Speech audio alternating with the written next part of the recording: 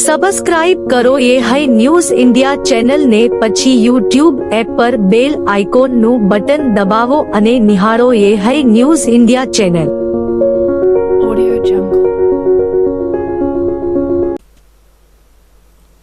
બનાસકાંઠા જિલ્લાના અંતરિયાળ વિસ્તાર અમીરગઢ પોલીસે અફીણ ડુંડાની ખેતી ઝડપી પાડી છે, જેમાં અમીરગઢ પોલીસને મળતી માહિતી હકીકતના આધારે પોલીસે અમીરગઢના સોનવાડી ગામે લાલાભાઈ જગાભાઈ ખરાડીના ખેતરમાં તપાસ હાથ ધરી હતી।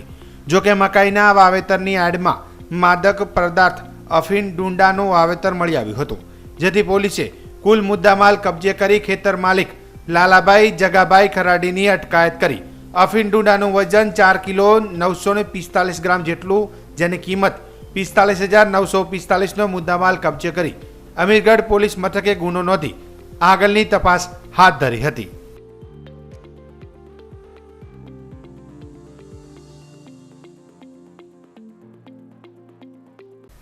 બનાસકાંઠા લોકસભા ઉમેદવાર રેખાબેન ચૌધરીએ સરહદી વિસ્તારના તાલુકામાં ઝંઝાવતી પ્રચાર કરતા જોવા મળ્યા છે, ત્યારે થરાદ ખાતે ભાજપના લોકસભાના ઉમેદવાર રેખાબેન ચૌધરીની સભા યોજાઈ હતી। ભાજપ સમર્થકો મોટી સંખ્યામાં સભામાં હાજર રહ્યા હતા। આ કાર્યક્રમ અંતર્ગત સાંસદ પરબતભાઈ પટેલનો કોંગ્રેસ પર પ્રહાર, જીતશે તો ભાજપ જ, કોંગ્રેસ ક્યાંય નથી।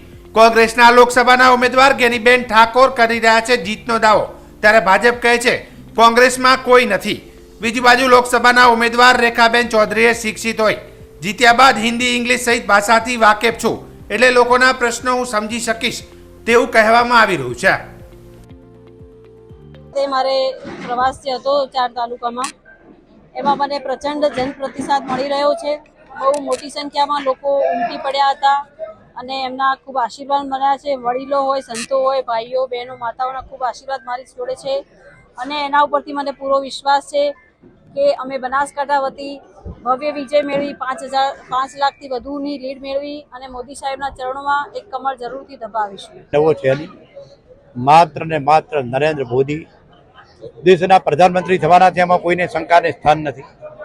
કોંગ્રેસ કંઈ દેખાતી નથી। તમને બધાને ખબર છે કે રોજે રોજ મારા જીતેલા ધારાસભ્યો ભાજપમાં કોંગ્રેસ છોડીને મિત્રો આવે, પણ જે રીતે દેશમાં વિકાસની વાત, વિકાસના મુદ્દાઓ 370ની કલમ હોય, CCA હોય, નર્મદાના નીર હોય, સુજલામ સુફલામ હોય, તળાવ રિચાર્જ કરવાની વાત હોય, ખેડૂત સન્માન નિધિ કે દર વર્ષે 6,000 રૂપિયા ખેડૂતોના ખાતામાં જમા થતા હોય, આયુષ્માન ભારત, ઘેર ઘેર ગેસ, આવી તો નરેન્દ્ર મોદીના શાસનમાં જ થયું છે। ઘેર ઘેર નળ સે જળ, આ બધા કામો જ્યારે થયા છે ત્યારે નરેન્દ્ર મોદીને લક્ષ્ય રાખીને રાષ્ટ્રના હિતમાં, રાષ્ટ્રની એકતા અને અખંડિતતાને નજરમાં રાખીને આ બીજો ચૂંટણી પ્રચાર થઈ રહ્યો છે અને નરેન્દ્ર મોદીના ઉમેદવાર તરીકે બનાસકાંઠામાં રેખાબેન ચૌધરી ભારતીય જનતા પાર્ટીના ઉમેદવાર તરીકે જંગી બહુમતીથી જીતશે, એ જ મિત્રો કહે છે। મેં મિત્રો કીધું કે આ જીત નરેન્દ્ર મોદીની ચૂંટણી છે, રેખાબેન લડતા નથી। નરેન્દ્ર મોદી છે, સામે કોંગ્રેસ છે, કોંગ્રેસમાં કોઈ છે નહીં। આભાર। બનાસકાંઠાના ડીસાના રાજપુર વિસ્તારમાં ધોળા દિવસે રિક્ષા ચાલક પર અગાઉની અદાવત રાખી 5 થી 7 શખ્સોએ છરી વડે હુમલો કર્યો હોવાની ઘટના સામે આવી છે, જેમાં પ્રાપ્ત માહિતી મુજબ ડીસામાં રહેતા જફરભાઈ મોહમ્મદભાઈ કુરેશી રિક્ષા ચલાવી પરિવારનું ગુજરાન ચલાવે છે, જેઓ આજે બાળકોને શાળામાં મૂકી રિક્ષા લઈને પરત તેમના ઘર તરફ જઈ રહ્યા હતા અને રાજપુર પહોંચ્યા તે સમયે બાઇક પર આવેલા 5 થી 7 જેટલા શખ્સોએ તેમની રિક્ષાને આંતરીને ઊભી રખાવી હતી અને તરત જ છરી વડે જેવા તીક્ષ્ણ હથિયાર વડે તેમના પર જીવલેણ હુમલો કર્યો હતો। હુમલામાં જફરભાઈ કુરેશીને હાથ, પેટ અને છાતીના ભાગે ગંભીર ઈજા થતા તેઓ લોહીલુહાણ થઈ ગયા હતા।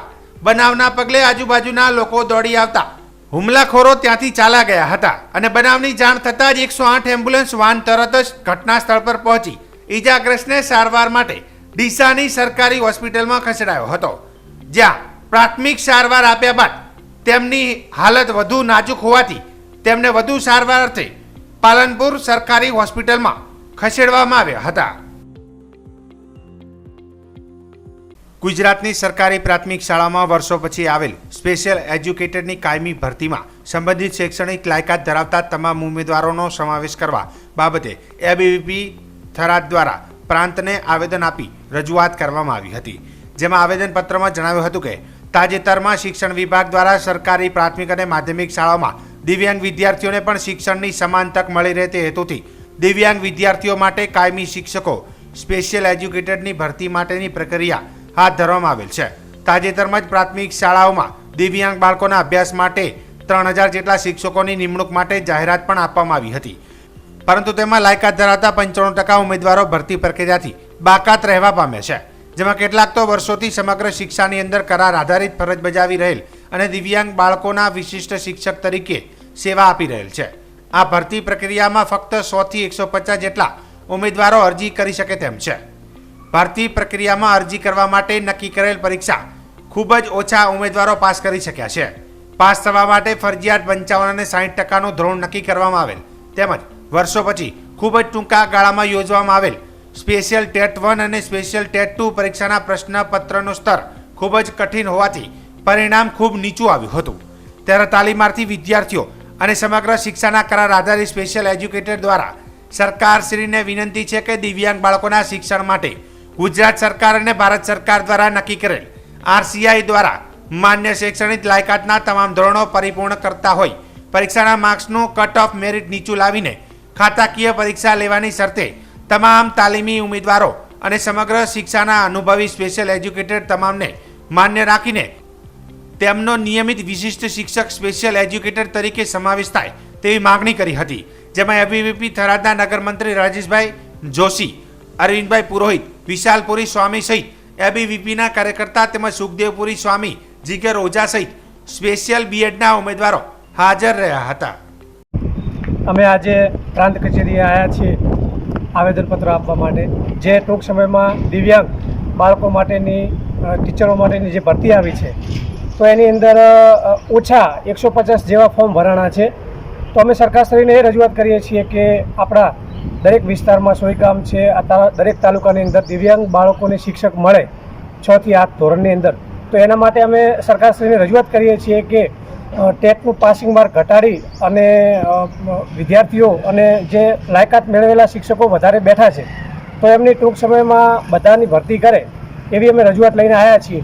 અને દિવ્યાંગ બાળકોને એક સહારો મળે, દિવ્યાંગ બાળકોને એમનો સહારો કોણ, એના માટે જો એક આવા શિક્ષકો નિમેલા હશે તો એમને એક સહારો મળશે, એક પગભર થઈને આર્થિક રીતે સક્ષમ બનશે. તો દિવ્યાંગ બાળકો માટે કરીને અમે રજૂઆત માટે આવ્યા છીએ. તો સરકારશ્રીને નમ્ર વિનંતી છે કે ટૂંક સમયની અંદર વિશેષ શિક્ષકોની ભરતી કરવા માટે કરવામાં આવે. અખિલ ભારતીય વિદ્યાર્થી પરિષદ થરાદ શાખા દ્વારા આજે થરાદ પ્રાંત અધિકારીશ્રીને આવેદનપત્ર આપવામાં આવ્યું છે, જેમાં દિવ્યાંગ બાળકો માટેના જે સ્પેશિયલ BEdના શિક્ષકો હોય છે એ શિક્ષકોની ભરતી સરકાર દ્વારા કરવામાં આવે અને જેમાં ટેટમાં ઓછા માર્કિંગે પાસ કરવામાં આવે અને એમના ઓછા માર્કિંગવાળાને લેવામાં આવે તે માટેની રજૂઆત કરવામાં આવી છે. જેમાં 3000 જેટલા શિક્ષકોની ભરતી પાડવામાં આવી છે સરકાર દ્વારા, પરંતુ જેમાં 100 થી 150 જેટલા જ વિદ્યાર્થીઓએ આમાં લાયકાત ધરાવતા હોય અને એ લોકો જ ફોર્મ ભરી શકે હોવાનું જાણવા મળ્યું હતું. તેને લઈને જે સ્પેશિયલ BEdના સ્ટુડન્ટો હતા તેઓએ રજૂઆત કરતા અત્યારે અખિલ ભારતીય વિદ્યાર્થી પરિષદ થરાદ શાખા દ્વારા પ્રાંત સાહેબશ્રીને રજૂઆત કરવામાં આવી છે અને સરકાર જોડે માગણી કરવામાં આવી છે કે આ લોકોને ન્યાય મળે. બનાસકાંઠા જિલ્લાના થરાદ ડેપો ખાતે પ્રાથમિક આરોગ્ય કેન્દ્ર થરાદ દ્વારા હેલ્થ ચેકઅપ કેમ્પનું આયોજન કરવામાં આવ્યું હતું, જેમાં medical officer doctor Jaypal, doctor Harkhabhai Chaudhari, Ankitaben Chavda, Ghanshyambhai Pandya, Krishnaben વેણની ટીમ દ્વારા થરાદ ડેપોના કુલ 65 જેટલા કર્મચારીઓનું હેલ્થ ચેકઅપ કરવામાં આવ્યું હતું, જેમાં ડેપો મેનેજર કપિલભાઈ ચૌહાણ, મનુભાઈ ત્રિવેદી, રાણાભાઈ વેજિયા, રાજુભાઈ પુરોહિત તેમજ યુનિયન આગેવાન બાબુભાઈ સોલંકી, આભાભાઈ રબારી, વરદાજી રાજપૂત તથા કાશીરામભાઈ પુરોહિત અને વરિષ્ઠ પત્રકાર હાજાજી રાજપૂત દ્વારા આરોગ્ય ચકાસણી કરવામાં આવી હતી. બનાસકાંઠા જિલ્લાના થરાદ શહેરમાં સ્વ ઇમામ ખાન રમજાન ખાન પઠાણ નિવૃત્ત ડ્રાઈવર ASIની 3જી વાર્ષિક પુણ્યતિથિ નિમિત્તે તેમની યાદમાં તેમના પુત્ર તરફથી 2 સિમેન્ટના બેસવાના બાકડા મૂકવામાં આવ્યા હતા.